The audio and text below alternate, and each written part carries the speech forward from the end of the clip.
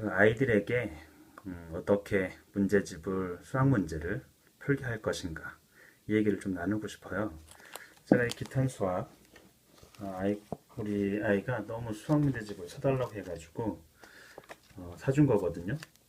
근데 어, 사실 이 문제집을 아이가 풀지 않았으면 좋겠었어요. 근데 자꾸 뭔가를 연습해야 된다고 생각하나 봐요. 문제집을 풀어야 수학을 잘할 수 있다 이런 생각을 하는 것 같아요. 물론 사실이기도 하고요.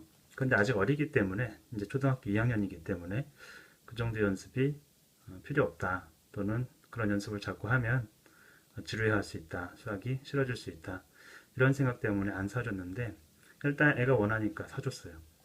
근데 처음 보니까 정말 답답하더라고요. 수도 없이 이제 끝도 없이 이제 문제가 계속 이어지고 있잖아요.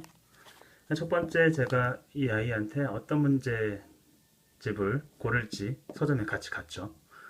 물론 이제 제가 여러 가지 중에서도 이 기탄 수학이 어찌 보면 초등학교 아이들이 좀 쉽게 풀 수 있는 그런 문제집 같더라고요. 그래서 선택을 했고, 단계를 선택하라고 하니까 애가 이 뒤를 쭉 보더라고요. 해보면 뭐 99센, 세 자릿수 곱셈 쭉 이렇게 보더니 갑자기 제일 어려운 게 뭔지를 보는 거예요. 아이들은 아마 책을 사주면 맨 끝에 보는 성질이 있죠.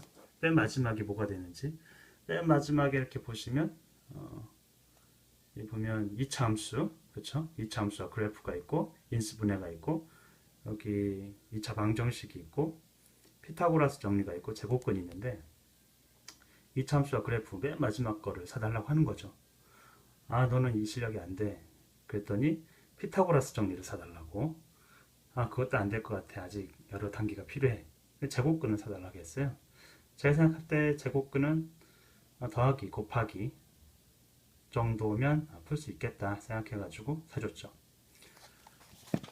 그럼 이 문제집을 어떻게 풀 거냐? 보시면 알겠지만 전부 100점이죠. 전부 100점이죠. 전부 100점이죠. 왜냐하면 저는 아이한테 무조건 100점을 줘요. 틀리면 다시 수정할 수 있도록 해서 100점을 맞을 때까지 기다려주는 거죠. 그리고 문제 중간중간에 이렇게 푼 데가 있고 안 푼 데가 있죠. 일부러 그렇게 시킵니다. 처음에. 왜냐하면 지루하니까 너가 풀고 싶은 문제 풀라고 하든지, 아이가 저한테 풀으라고 지정하는 문제들이 있어요. 그럼 저도 같이 풀어주고, 보시면 이런 것들은 아이가 혼자 스스로 있을 때 풀기도 해요. 그리고 쭉 넘어가서 이런 데를 풀고 있죠. 그러니까 저는 이 답답한 게 1쪽부터 순차적으로 모든 문제를 풀어야 된다 이러면 아이들 마음속에 이거 언제 풀어요? 지루해요. 이런 생각을 하거든요. 그렇기 때문에 아이가 풀고 싶은 거를 풀게 해주세요. 근데 풀고 싶은 거를 풀고 싶은데 어떻게 푸는지 모를 때가 있잖아요. 그때 가르쳐 주시면 되는 거죠. 그 부분을 가르쳐 주면 되는 거죠. 그리고 저도 이제 이 뒷부분을 풀려고 하면 아이들은 거의 뒷부분을 풀고 싶어요. 높은 수준의 문제를 풀고 싶어 하죠. 그러면 이 앞부분의 문제를 어느 정도 이해하고 있어야 풀 수 있다고 알려주고 이 앞부분에서 좀 연습을 시킵니다. 연습을 시켜주는 거죠. 그리고 제가 아이하고 문제 풀 때는 이제 아이는 이 전부를 100점을 맞고 싶어 하는 그 본능이 있어요. 100점을 맞고 싶어 하는 본능도 있고 모든 것을 다 풀고 싶은 그런 본능도 있어요. 그래서 예를 들면 제가 이 문제를 풉니다. 그리고 아이는 밑에 문제를 풉니다. 또 제가 이 문제를 풉니다. 아이는 또 밑에 문제를 풉니다. 이런 식으로 절반 절반 나눠서 이 문제를 채워요. 그럼 아이는 부모와 함께 채우니까 이 8문제를 다 푸는 게 아니고 부모가 내 문제를 풀어주고 아이가 내 문제를 풀고 100점을 맞기 때문에 훨씬 수월하다고 생각을 해요. 그렇죠. 그러면서 저는 어떤 문제를 풀 때 엉뚱하게 틀리는 경우도 있어요. 그럼 아이가 이제 개입을 해서 너한테 좀 너가 알고 있는 거 아빠가 설명할 테니까 이 부분이 좀 헷갈린다. 너가 잘 보고 틀린 부분이 있는지 체크를 해다오. 이러면 아이가 잘 보고 있다가 틀린 부분을 자기가 개입을 해가지고 수정을 해주죠. 부모가 꼭 모든 답을 옳게 틀리지 않게 할 필요가 전혀 없습니다. 그럼으로써 얻는 것보다는 실제로 실수함으로써 아이가 개입해서 수정해서 풀므로써 훨씬 더 아이한테 자긍심도 주고 훨씬 집중도를 높일 수 있다는 거죠. 예. 그래서 저는 이렇게 쭉 문제를 보다가 이 문제를 다 푸는 게 너무 답답해요. 저 스스로도. 그래서 아이한테 다 문제를 풀지 않도록 매일매일 권하고 있습니다. 조금만 풀어라 이런 식으로 말이죠. 그리고 아이는 이제 결국에는 이 문제를 풀고 싶은 거예요. 맨 마지막, 제일 마지막 문제.